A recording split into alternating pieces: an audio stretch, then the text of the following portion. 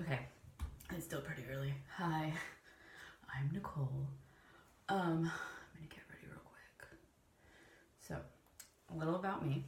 I had gastric bypass surgery, the RNY, in 2007, and it's January 2019. So, it's been a minute. I weighed about 250 pounds, and at 5'3", that's a lot. Moisturizer, vitamin C. So one of the things you have to worry about with the RNY is I have an empty. One of the things you have to worry about is vitamin deficiencies, because the part of your intestines that they bypass ends up not being the vitamin absorbing part. So they take your stomach and they make a little pouch, and then they enclose your bigger stomach, and so then they take part of the intestines from the bigger stomach and the little stomach and they connect them together. So there's things that happen in your bigger stomach where all your gastric juices are made, and it breaks down all your food and all that yada yada yada of like where your stomach acid is, and the upper part doesn't get a lot of that, and so your food doesn't get broken down as much, and so you have to be really good about chewing, taking vitamins and micronutrients and all of that. So fast forward, I was in grad school in 2014, and I was feeling really awful and really tired. So I went while I was there and got my blood work done, and they figured out I was anemic. So what happened next was they treated me, but they're not used to having people with gastric bypass. So it was like it threw a band-aid on the problem, and I still felt awful, and I still felt like crap, and I came home and got like what I thought was my dream job, and I was just so exhausted, so tired, couldn't handle it, and through a variety of different politics, things didn't work out. So I only ended up being there for about 6 months. So fast forward to about 6 months ago,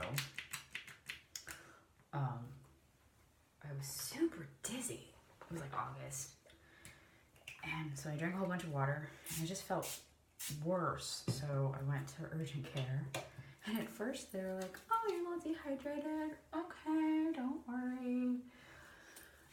We'll get you in. We'll send you up to get lab work." Like 3 hours later, and then it took like 2 hours for the lab work to get done. I was just like, okay. So I finally went and sat outside. Waited for the test results to come. So I'd been there for 5 hours, and all of a sudden the nurse comes running out trying to find me, which they went from like not paying attention at me at all, and I got there right when it opened, and I didn't get seen for hours. Blood work came back, and I was anemic. But when you say anemic, it's like, okay, lack of iron in the blood. But what does that really mean? Apparently, I had such a small amount of iron that my body was absorbing that I was taking that my spleen and liver got depleted. So it was so low that there wasn't enough iron for my bone marrow to make blood. So I had stopped making blood, which oxygen and blood, kind of important. So they gave me a couple blood transfusions, and then I had to wait to get IV iron treatments. So I ended up having 5 of those.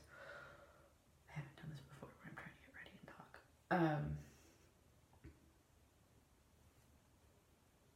Serum.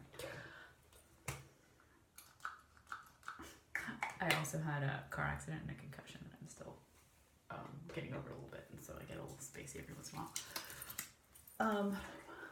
And it took me down. Like, I couldn't get out of bed. It was like the worst hangover you've ever had, but without the drinking.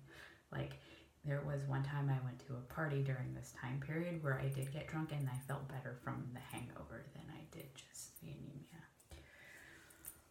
But, okay, 2 or 3 months of treatment, a lot of Netflix, and then feeling better, got back to work, And then my company was getting ready to have their holiday party. I went and got my hair done, and they did my eye makeup, and I came home to get ready. And I pulled out my makeup because I don't wear makeup every day. I'm not a daily makeup person. And I went to put on makeup, and it was like such the wrong skin tone because I'd spent 3 years of my life like a raccoon with these giant dark circles and super pale. And I dyed my hair to be more my natural color, but down here it's like this really brassy orange because I had such a little amount of iron that my hair was growing wrong. Not wrong. My body was like, this is not a priority. And my skin looked like crap. So I decided, while I was laid up, because I could barely get out of bed and walk, because it was like I hit a wall, everything came crashing down, that I started learning and teaching myself about skincare and watched a whole bunch of YouTube videos and stuff. And it was actually really empowering because a lot of the stuff you hear through the grapevine, a lot of stuff you do is I felt like there wasn't anything I could really do because you hear people say like, oh, topical treatments don't really do anything. One of the other things I did was, because I have a sunspot here that I've been self-conscious about. I grew up near the beach. I got really bad sunburn once when I was 16, and I put sunscreen on, but it was just one of those days where the sun on the water was just crazy, and my whole face burnt. And when it peeled, I had this. So like, I know the day I got that spot. And it's been bothering me since I was 16, and I'm 38. So it's been a while. And I'd always been talking about getting laser treatments and stuff, and things have been going well at work. So I decided that I would treat myself, and went and got some Clear and Brilliant laser treatments, which is baby fraxulated laser. It goes and does these like little micro wounds, and it goes and it pokes little tiny holes, little itty bitty microscopic holes in your skin, and it encourages the skin to heal itself.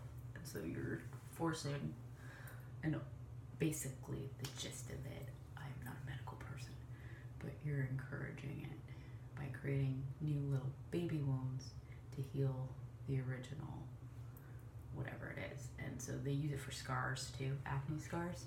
But I will tell you, acne doesn't cause scarring. Picking at it does. Don't pick at it. My grandma used to put that into my head like no other. Do not pick your face. Do not pick at your face. And so like, I've got one right now. I got a little post-inflammatory pigmentation when they're healing. So I'd gotten one there. When you let them heal on their own and don't pick at them, you don't end up with scars. Anyway, so I'm debating about turning my camera on and talking into it for a while. And I feel really empowered now by all the stuff I learned. And I belong to a couple Facebook groups where there's people that are getting gastric bypass stuff done. And because I did it 10 years ago, and don't know if you can tell, but I'm like a size 4 or 5. I'm within weight and have been. Over the years, there have been a couple times where I've gone up and down a little bit, but there are other parts of my life that have gone horribly wrong, but I've managed to stay relatively healthy, except for the vitamin scare.